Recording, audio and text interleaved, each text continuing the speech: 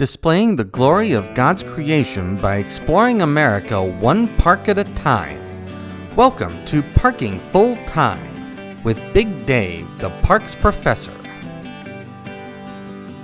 First hole. The par and distance are at the top of the screen. This hole plays moderately downhill, and that's important for two reasons. There is a low ceiling once you get down here close to the basket. Also, there is a small stream just beyond the basket, so you have to be careful how high and how far you throw your disc to end up with a good birdie opportunity in spite of the fact this is such a short hole. The second hole is the most controversial hole on this course. It's a super sharp dogleg to the left. There is dense woods on the inside of the dogleg, so there's no chance to cut that dogleg. Also, there's the same stream off to the right. And yes, we're going to be seeing a lot of that stream on this course. We're rounding the dogleg, and as we head uphill towards the basket, you can see just how sharp this dogleg is.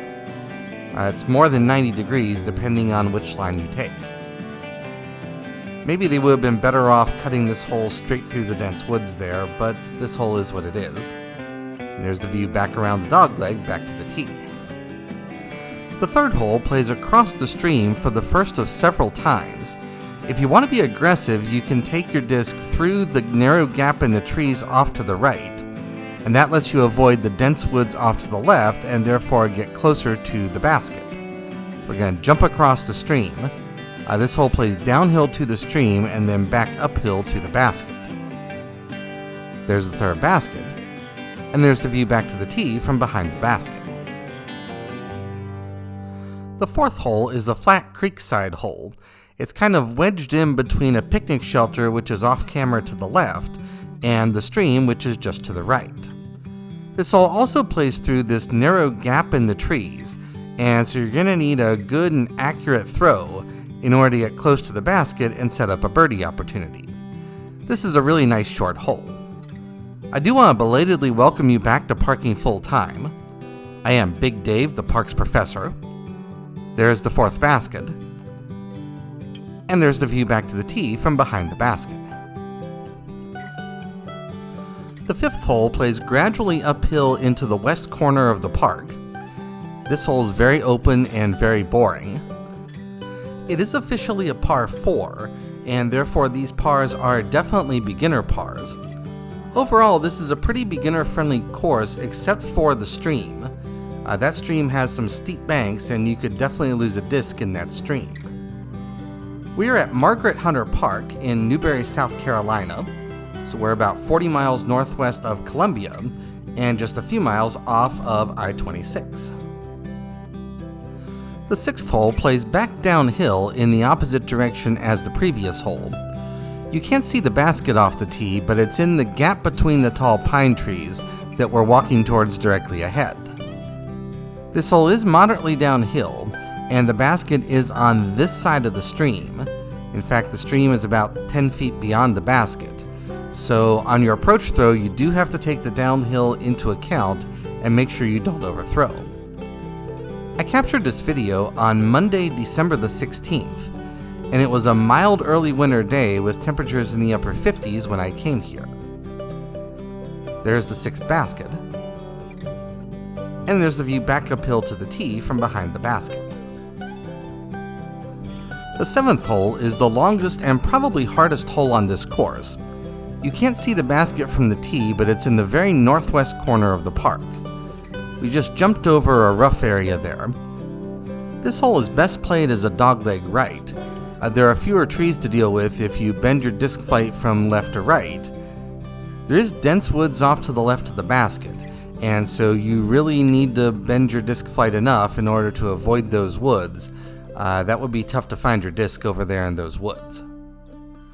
There's the basket and the view back to the tee. The eighth hole is problematic in the sense that the widest and most obvious line of play is off to the left, but that also brings into play this public street and sidewalk. And so normally I hate Mandos and out of bounds, but they could really use a Mando or OB here to force players over to the right. We're going to jump across the stream and then walk up to the basket. This could be a good hole if it was designed properly, but it's really not right now. There's the view from behind the basket to the tee. The 9th hole plays back downhill towards the stream. A number of these holes are really close together, especially in this part of the course. As it's laid out, this is a 12-hole course, and the thought occurred to me that maybe there's only really room in this park for 9 holes, or at least for 9 good holes. The basket on this hole is located in this dense cluster of pine trees, and the creek is just beyond the basket, and so you need an accurate approach, and you really don't want to overthrow on this hole. There's the view back to the tee. The 10th hole is the opposite of the previous hole, but much more open.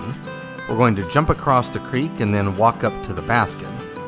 The baskets on these last 3 holes were missing when I came here. They have been removed and taken to the shop for repainting. They were working on a project to repaint all of the baskets from the original yellow to a new red color, probably to match the local college's colors. I like the red color, but honestly these baskets are really old. They're single-chained baskets and they don't catch particularly well. So I think they should have replaced the baskets rather than repaint them. The 11th hole is a streamside hole with a decent amount of cross slope from left to right. It's a pretty open hole except for a cluster of trees up here on the right and of course the stream. I do want to thank you for watching. Parking full-time would not be anything without the people who watch. I realize that every day, and I thank you every day. This is the pole for the 11th basket, and there's the view back to the tee. The 12th and final hole on this course plays back uphill. It also has a pretty sharp cross slope from right to left. Other than the slope though, this is a very open and very boring hole. Overall, this is a decent local park course. There are a few good holes, there are some boring holes, and there are also a couple of problem holes. This is the only public park course in Newberry County, and it's only a few miles off of I-26, and so you'll have to decide for yourself whether you want to come here and play here. That is the end of the course. Have a great afternoon, take care, and Lord bless.